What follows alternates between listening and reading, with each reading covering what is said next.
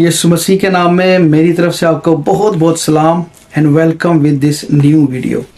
ये वीडियो मुखालफ मसीह के ऊपर है। जी हाँ, एंटी क्राइस्ट के ऊपर, जिसको इस्लामिक लिटरेचर में दज्जाल की पर्सनैलिटी में भी देखा जाता है। सो हम ये देखेंगे कि ये कौन हो सकता है और कलाम मुक़द्दस में इसके बारे में क्या कहा गया है, क्या क्या इसकी पहचान हो सकती है, इसने करना क्या है, इसका एजेंडा क्या है। ठीक है, और ये मुखालफ मसीह से वेरी फेमस टॉपिक, तो इसलिए इसके बारे में हमें पता होना ज़रूर है। इसलिए भी ज़रूर है क्योंकि ये एक ऐसी बड़ी पर्सनैलिटी आनी है कि अगर मसीही होते हुए हमें पता नहीं है, so we can not deal और वी कैन नॉट प्रिपेयर, हम तैयारी नहीं कर सकते। ठीक है जी, लेकिन उससे पहले I would like to request you कि वीडियो अगर कोई पसंद आए तो उसको लाइक भी कीजिएगा, शेयर भी कीजिएगा और चैनल को भी सब्सक्राइब करें। God bless you. सो सबसे पहले तो मुखालफ मसीह कहते हैं कि बाज़ लोगों का ख्याल है कि ये रोमन अम्पायर जो है ना उसकी बाकियात में से आएगा, क्योंकि वो अभी चली आ रही हैं। वो दो हिस्सों में जो जैसे वो मूरत है दानियल ने जो देखी थी, उसकी जो दो टांगे थी वो उन्हीं की बाकियात थी, और वो फिर आगे टोज और जो उंगलियां हैं वो बिल्कुल ये डेमोक्रेटिक सिस्टम ही है। सो वो मोस्ट प्रोबेबली जो रोमन साइड है वहाँ से आ सकता है, उसका कोई पुराना बादशाही होगा, उसी ही की शक्ल होगी एक। फिर बाज़ लोग कहते हैं कि नहीं, वो यूरोपीय यूनियन में से होगा, क्योंकि ये जो दानियल की किताब में और मुकाशफा में जिन 10 सिंगों का जिक्र है, ठीक है, वो बिल्कुल वही हैं कि वो बादशाह हैं, और उसमें से 3 सींग जो दानियल कहता है कि वो टूट जाते हैं, उखड़ जाते हैं और एक निकलता है उनमें से, तो वो फाइनल बादशाह वो है जिसको हक ताला के खिलाफ कुफर बकने का इख्तियार दिया गया है। तो वो कहते हैं कि वो अब जब देखें तो वो यूरोपियन नेशंस हो सकती हैं, ये ईयू हो सकता है, क्योंकि ये जब स्टार्ट हुआ था तो इसी से शुरू हुआ था, थोड़ी नेशंस ही थी, 5-10 से शुरू हुआ था, अब तकरीबन 28-30 पे पहुंच गए। लेकिन अब फिर जैसे यूके बीच में से निकल गया, दूसरी कौमें भी सोच रही हैं बीच में से निकलने की, तो ये घटती घटती तादाद 10 पे आ जाएगी। फिर ये 10 बादशाह जो है ना उसमें से फिर फाइनल होगा कि किसने मेन आगे लीड करना है। तो एक तो नजरिया ये भी है। तीसरा ये भी है कि नहीं, ये जो है ये कैथलिक चर्च जो है ना वहां से आ सकता है। कैथलिक चर्च का कोई पोप हो सकता है, ठीक है, वो शैतान जो है उसको इस्तेमाल करेगा, क्योंकि उसका बड़ा असर है क्रिश्चियनिटी में भी, दुनिया में भी, तो माना जाता है। अच्छा, फिर एक और सोच ये है कि नहीं, ये इस्लामिक एम्पायर में से होगा, ये इस्लाम की तरफ से कोई आएगा, क्योंकि दज्जाल का कॉन्सेप्ट वहाँ पे भी पाया जाता है।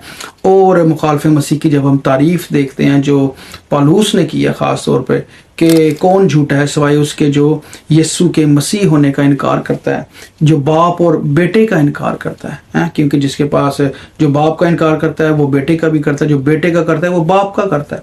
सो वो कहते हैं कि यही मुखालफ मसीह की रूह है, इसको पहचान लो। तो इस सेंस में देखें तो वो बिल्कुल इस्लामिक साइड से भी हो सकता है, क्योंकि वो बेटे को नहीं मानते। वो कहते हैं कि खुदा ने ना किसी को जना है, ना किसी से जना गया, उसकी कोई बीवी नहीं है, कोई बच्चा नहीं, कुछ नहीं है।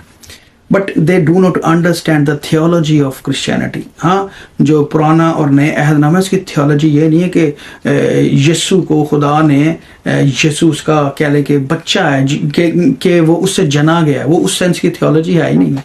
ठीक है, हम तो यीशु मसीह को खुदा भी मानते हैं। So how he can be created और बोर्न। सो वो इस दुनिया में आने के लिए वो एक लक़ब है, खुदा का बेटा। इसके लिए आप एक सेपरेट वीडियो वो आप देख सकते हैं। अच्छा, लेकिन मुखालफ मसीह की रूह ये है। अब ये 3-4 बातें हैं जिनको माना जाता है, लेकिन कलाम मुक़द्दस क्या कहता है? बात तो ये है, कलाम मुक़द्दस में नाम नहीं लिखा हुआ, लेकिन उसकी कैरेक्टरिस्टिक्स बताई हुई है कि उसने करना क्या है।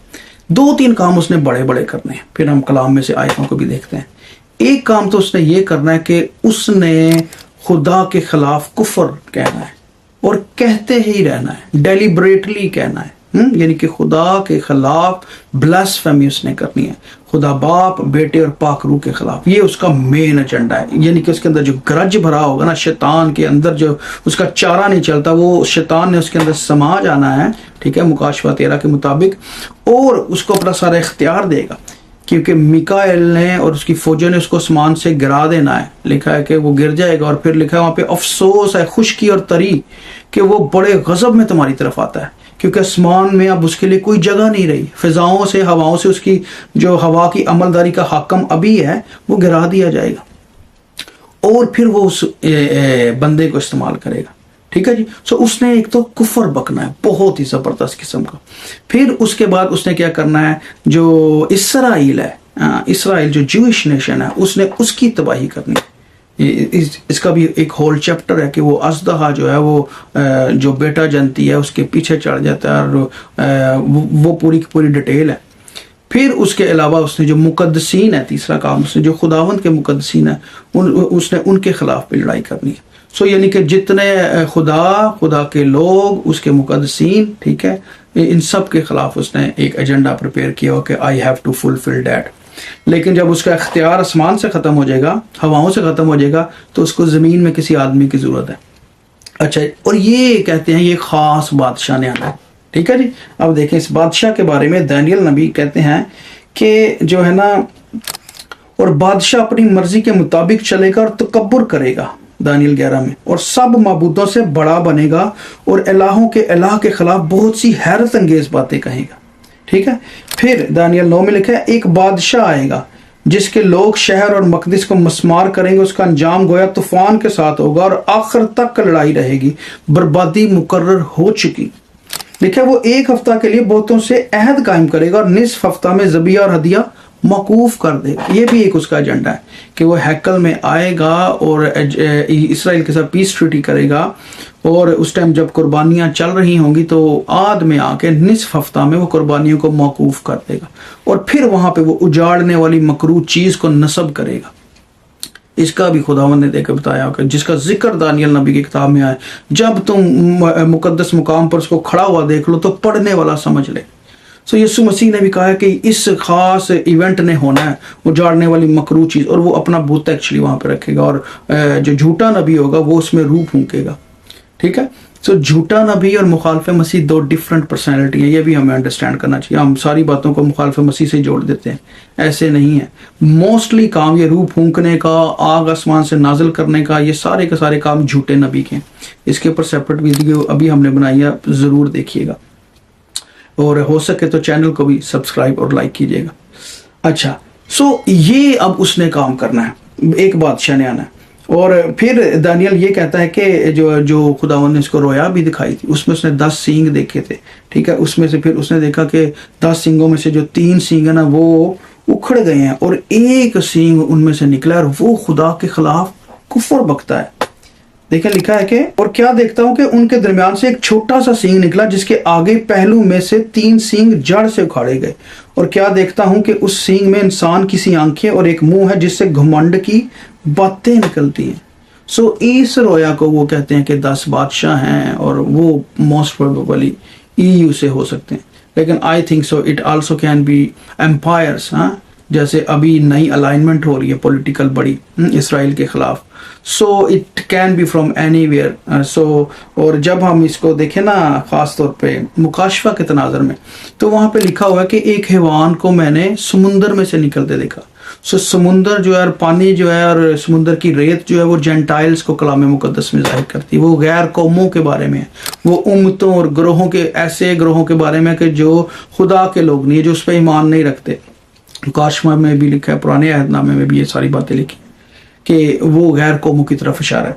और वो हैवान जो है ना वो निकलता है, उसके भी 10 सींग हैं और 7 सर हैं, और उसके सींगों पर 10 ताज हैं, और लिखा है उसके सरों पर कुफर के नाम लिखे हुए हैं। सो और ये जो हैवान है, इसको अजदहा जो है अपना सारा इख्तियार दे देता है। ये मुकाशफा 13 बाब 1 से 8 आयात आप पढ़ें तो एक खास हैवान का जिक्र है, और यही मुखालिफ मसीह है। सो इसको जब वो इख्तियार दे देता है तो वो फिर अपना इख्तियार जो है वो अमल में लेकर आता है। वो पहले पीसफुली एंटर होगा इसराइल के साथ, वो पीस ट्रीटीज करेगा, और उसके बाद निस्फ हफ्ता में जो है 7 साल दौर कहा जाता है, और उसमें से जो पहले 3.5 साल हैं वो अमन के होंगे, अगले जो 3.5 साल है उसमें वो अपने आप को एक्सपोज करेगा, उसमें वो जाड़ने वाली चीज़ मकरू करेगा, उसमें वो झूठे नबी के साथ अलायंस बना के तो जो है ना अजीबो गरीब तरीके से काम करेगा, और दुनिया को कहेगा कि मुझे ही सजदा करो। ये है उसका मेन एजेंडा। वो कहेगा कोई और माबूद है ही नहीं, सिर्फ मैं ही माबूद हूँ। देखिए लिखा है के और बड़े बोलने और कुफर बकने के लिए उसे एक मुंह दिया गया और उसे 42 महीने तक काम करने का इख्तियार दिया गया और उसने खुदा की निस्बत कुफर बकने के लिए मुंह खोला और उसके नाम और उसके खैमा यानी आसमान के रहने वालों की निस्बत कुफर बका और उसे ये इख्तियार दिया गया कि मुकद्दसों से लड़े और उन पर गालिब आए। सो ये देखें, ये उसका मेन एजेंडा है जो यहाँ पे मुकाशवा में पूरा हो रहा है। लेकिन खुदावन ने कहा था कि इट्स नॉट मच टाइम, इसको ज़्यादा वक्त नहीं मिलना है। और इसका अंजाम देखें, मुकाशवा 19-20 में लिखा है, और वो हैवान और उसके साथ वो झूठा नबी पकड़ा गया जिसने उसके सामने ऐसे निशान दिखाए थे जिनसे उसने हैवान की छाप लेने वालों और उसके बुत की प्रस्तिश करने वालों को गुमराह किया था। वो दोनों आग की उस झील में डाले गए जो गंधक से जलती है। ले जी, अल्टीमेटली इनका अंजाम ये है कि वो आग से गंधक की जलती हुई झील में डाले जाएंगे, दोनों के दोनों।